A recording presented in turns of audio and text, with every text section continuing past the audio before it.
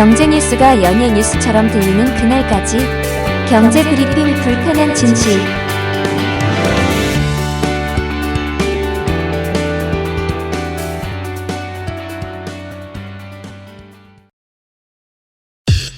EPD의 픽.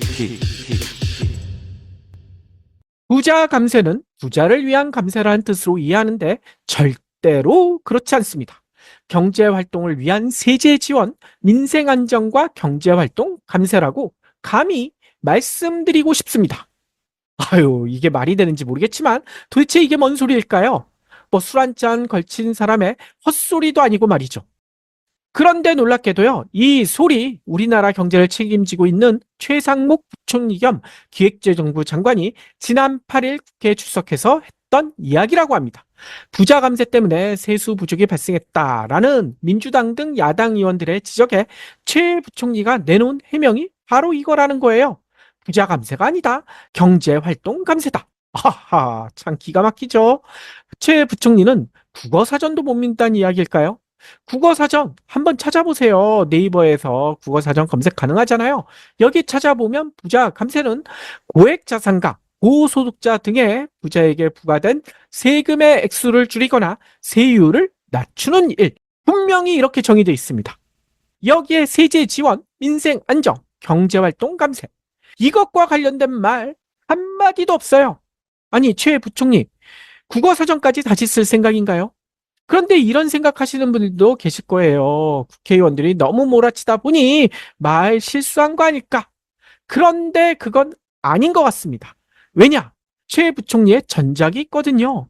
걔 대정부 질문 때 윤석열 정부는 부자 감세를 한 적이 없다. 뭐 이런 주장을 했어요. 그러면서 부자 감세가 아니라 내수 촉진 감세. 8일에는 경제활동 감세라고 하더니 그 전에는 내수 촉진 감세. 이렇게 얘기했다는 거예요. 내수 촉진 감세 아무래도 이게 안 먹혀들으니까 경제활동 감세 뭐 이렇게 바꾼 것 같은데 아무튼 이런 황당한 주장을 버젓이 했다는 겁니다. 부자들 세금 깎아주는 것이 내수 촉진 감세라니 정말 기가 막히지 않습니까? 이 당시에도 여러 전문가들의 비난을 크게 받았었거든요. 하지만 최 부총리 자신의 생각을 꺾지 않고 있다는 거예요. 부자들 세금을 깎아줘야 민생이 안정되고 경제가 살아난다. 이걸 믿고 있다는 거죠. IMF마저도 없다고 인정했던 낙수 효과, 이거를 신화처럼 떠받들고 있는 듯합니다. 그런데 이런 신화, 이건 잘못된 신화 아닙니까? 깨지기 마련이겠죠. 최근 국회에서 놀라운 주장들이 제기되고 있는데요. 부자 감세가 아니라는 최 부총리의 시각을 여실히 박살내는 내용 여러 개가 있지만 그중 크게 두 가지만 살펴볼까 합니다. 첫 번째, 앨런, 월드컵, 머크. 이들의 공통점이 뭘까요?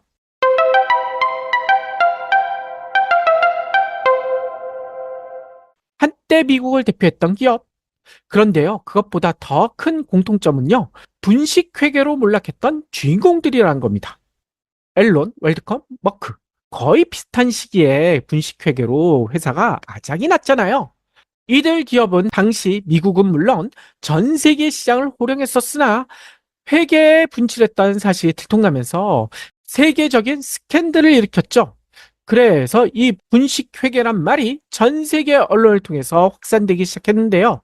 이 덕분에 세계 각국 정부는 기업들의 회계 정보를 더욱 꼼꼼히 들여다보기 시작했고요.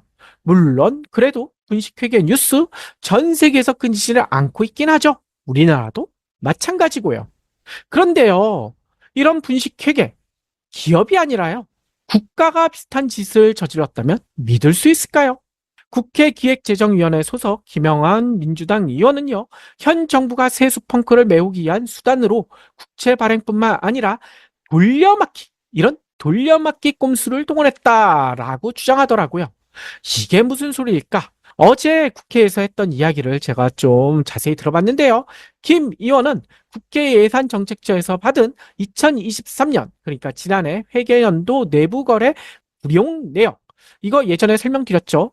이 예산은 배정받았으나 쓰지 않은 내역, 이를 분석했다고 합니다. 그 결과 지난해 국가 채무 중 일반 회계 적자 보전 채무는 전년과 비교해서 54조 3천억 원이나 증가했다는 거예요.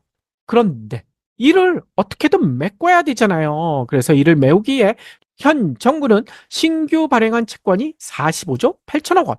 그러면 나머지 8조 5천억 원이 있죠. 이 8조 5천억 원은 외국간 평형기금을 이용했다는 거예요. 요 얘기는 경불진에서도 여러 차례 드린 바가 있어요. 외평채로 틀어막았다 라는 이야기 예전 방송에서 드렸었잖아요. 근데 저희는 그렇게까지만 얘기했었는데 김 의원은 더 깊숙이 들어가시더라고요. 이게 외평채는요, 금융성 채무라고 해요.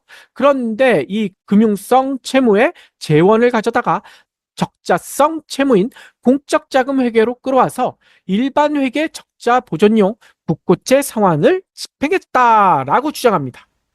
이게 말이 좀 어려운데 이게 무슨 문제냐 하실 수도 있는데요.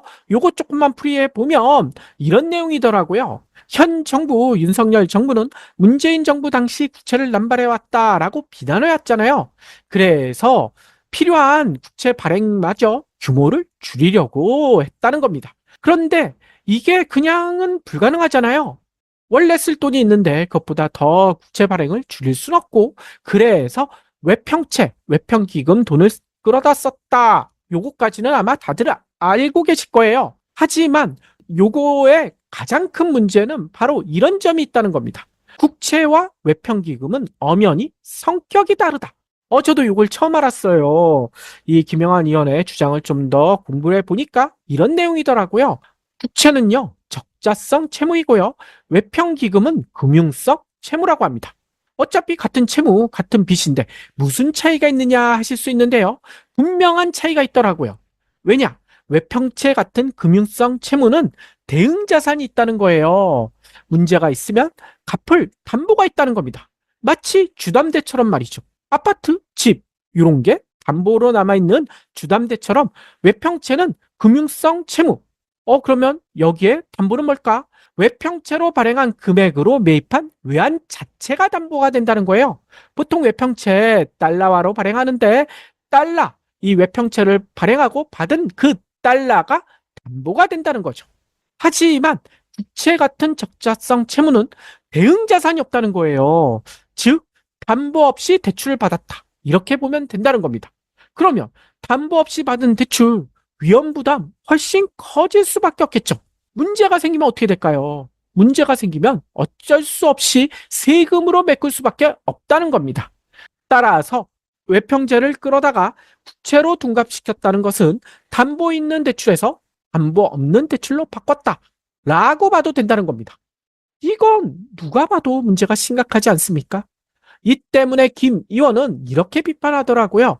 잘못된 세수 추계로 재정 적자를 확대한 것도 비난받아야 마땅하지만 펑크난 재정을 눈속임하기 위해 채무의 성질까지 바꿔버리는 은근슬쩍 태도, 무려 8조 5천억 원을 이런 식으로 은근슬쩍 성격을 바꿔버린 거 아닙니까?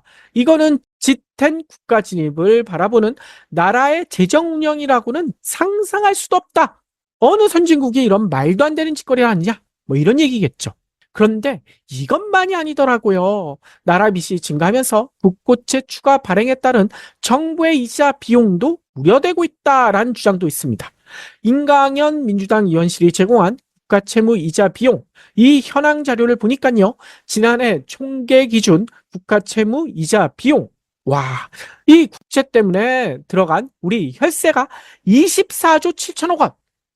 국채 발행을 최대한 줄이겠다. 건전 재정을 하겠다라고 얘기했지만 전년보다 3조 6천억 원이나 늘어난 숫자라고 합니다. 3조 6천억 원. 어마무시한 숫자 아닙니까? 특히 국가 채무의 대부분을 차지하는 국고채 이자 비용은 20조 원을 넘어섰다고 합니다. 국가 채무 비중의 90% 이상을 차지하는 국고채는 2021년 발행 잔액이 843조 7천억 원에서 2022년이 되니까 937조 5천억 원. 그러다가 지난해는 998조까지 불어난 상황이라는 거예요. 그러다가 올해는 드디어 1000조국을 찍었습니다. 올해 4월 기준 발행 잔액은 무려 1039조 2천억 원. 전 정부에서 국채 발행 너무 남발해서 국채 발행 줄이겠다더니 오히려 더 늘어나고 있어요. 이렇게 국채 발행 늘어나니까 덩달아 앞서 얘기했던 이자 비용도 증가할 수밖에 없다는 거죠. 그래서 지난해 국고채 이자 비용만 무려 23조 1천억 원. 관련 통계를 제출받은 2008년 이후 처음으로 20조 원대를 뚫었다는 겁니다. 이러다 보니 정부는요, 더 이상 국채 발행도 못하고 외평채도 못 쓰고 어쩔 수 없이 한은으로부터 마통을 엄청나게 빌고 있다는 겁니다. 이 양부남 민주당 의원이 밝힌 자료를 보니까요, 정부가 한은으로부터 올 상반기 91조 6천억 원. 와, 어마무시하죠. 이걸 빌렸는데 잘 갚으면 모르겠지만 71조 7천억 원만 상환했다고 해요. 갚지 않은 잔액이 19조 9천억 원. 이거 누가 갚습니까? 이는 한은이 집계를 시작한 2011년 이후 14년 만에 최대라고 합니다. 특히나 그렇게 현 정부가 비난했던 문재인 정부 때, 특히 2020년 상반기 코로나 창궐에 따라 재정 지출이 엄청 늘어났었잖아요. 그런데 그때도 쓴 돈이 73조 3천억 원. 아니, 코로나 때보다 지금 거의 20조 원 가까이 더 썼다는 거예요. 뿐만 아니라 대규모 세수 펑크를 기록했던 지난해 상반기와 비교해서도 4조 4천억 원. 아니, 건전재정이라더니 점점 늘어나고 있어요. 이 현 정부는 일만 열면 재정 건전성을 강조하지만 앞에서 살펴본 것처럼 재정 건전성을 악화시키는 것을 넘어 국가 재정에 분칠까지 하고 있다는 겁니다. 이거 속이기 위해서요. 이런데도 부자 감세는 아니라는 황당한 주장만 늘어놓고 있고요.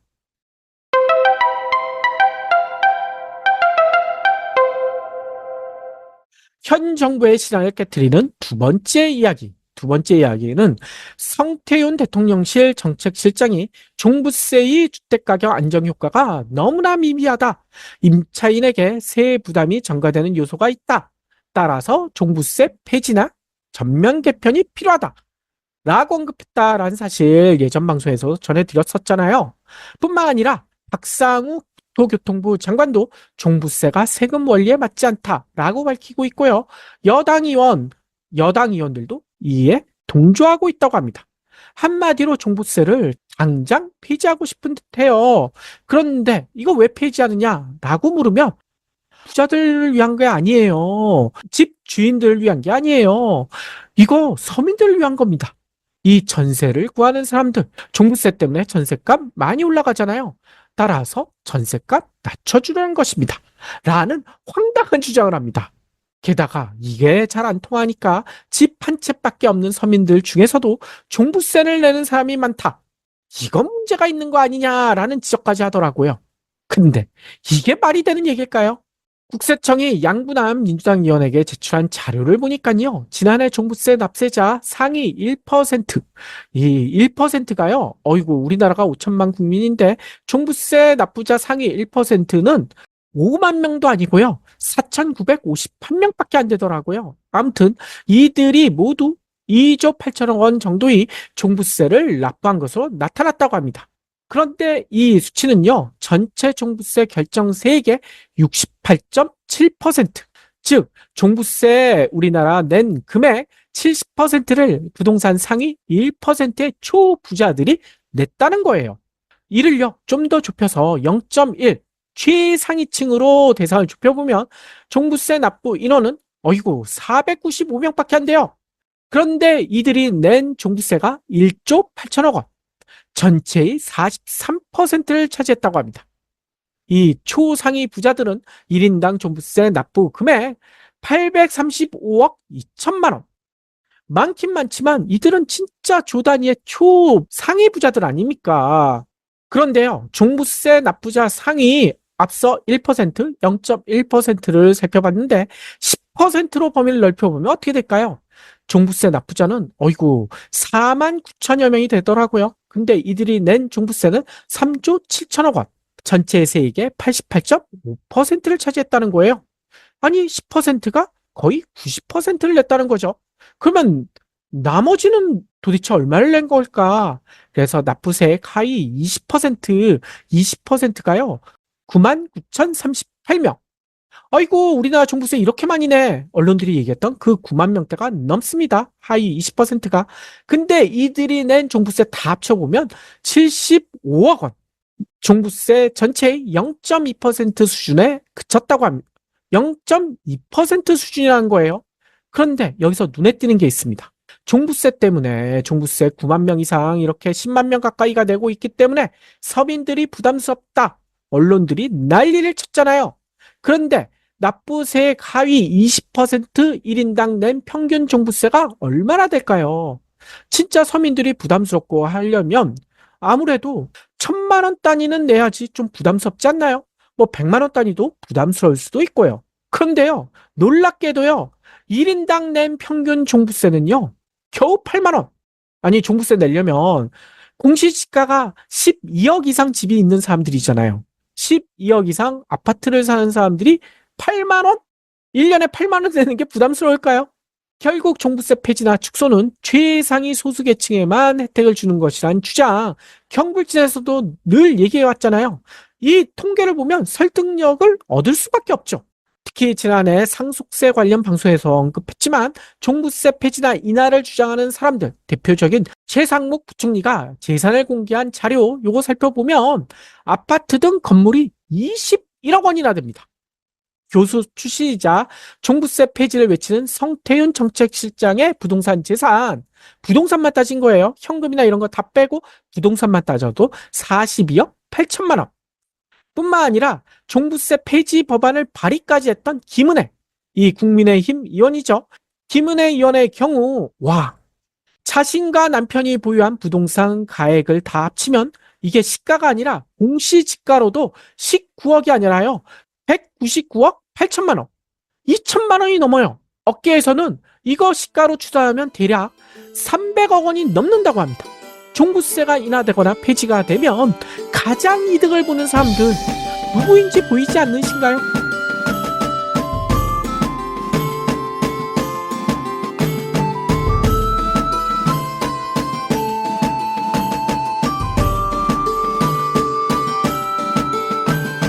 경불진 완주해 주셔서 감사합니다. 하트 투척, 댓글 남기기, 링크 공유, 계좌 후원 등 경불진 두 PD에게 힘을 보태주세요. 더 좋은 내용으로 보답하겠습니다.